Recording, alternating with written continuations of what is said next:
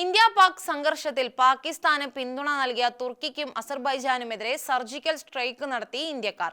ഈ രാജ്യങ്ങളിലേക്കുള്ള വിനോദയാത്രകൾ ഉൾപ്പെടെ ഉപേക്ഷിക്കുവാനും ഇവരുടെ ഉൽപ്പന്നങ്ങൾ ബഹിഷ്കരിക്കാനും തീരുമാനിച്ചിരിക്കുകയാണ് ചിലർ. ഈ പ്രശ്നം രണ്ടു രാജ്യങ്ങളെയും സാരമായി ബാധിച്ചിട്ടുണ്ടെന്നാണ് പുറത്തുവരുന്ന റിപ്പോർട്ടുകൾ. ഇന്ത്യ-പാക് സംഘർഷം ലോകവിപണിയിലും സ്വാധീനം ചെലുത്തി വരികയാണ്.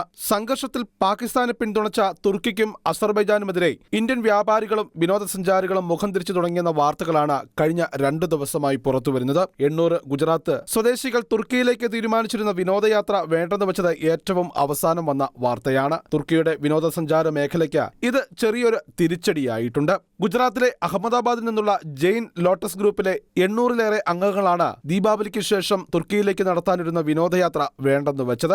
ഇന്ത്യ-പാക് സംഘർഷത്തിൽ തുർക്കി പാകിസ്ഥാന് പിന്തുണ പ്രഖ്യാപിക്കുകയും ആയുധം കൈമാറുകയും ചെയ്തതിനെ തുടർന്നാണ് തീരുമാനമുണ്ടായിരിക്കുന്നത്. 12 ദിവസം നീണ്ടു നിൽക്കുന്ന വിനോദയാത്രയ്ക്കായിരുന്നു സംഘം തയ്യാറെടുത്തിരുന്നതെന്ന് റിപ്പോർട്ടുകൾ പറയുന്നു. 12 ദിവസങ്ങളിലായി തുർക്കിയും അസർബൈജാനും ഉൾപ്പെടുന്നതായിരുന്നു സംഘത്തിന്റെ സന്ദർശന സ്ഥലങ്ങൾ. പഹൽഗാം ഭീകരാക്രമണത്തിന് പിന്നാലെ പാകിസ്ഥാനിലെയും പാക് അധീന കാശ്മീരിലെയും തീവ്രവാദ പരിശീലന കേന്ദ്രങ്ങൾ ഇന്ത്യൻ സേന ആക്രമിച്ചിരുന്നു. ഇതിനു പിന്നാലെ തുർക്കി പാകിസ്ഥാന് ആയുധങ്ങളും പിന്തുണയും വാഗ്ദാനം ചെയ്തു.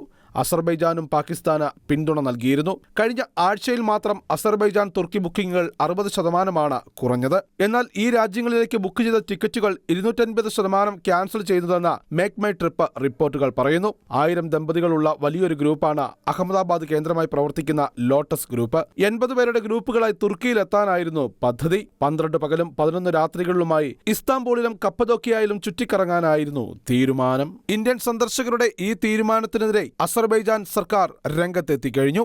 ഇന്റർനാഷണൽ ഡെസ്ക്, ഷെക്കേന ന്യൂസ്.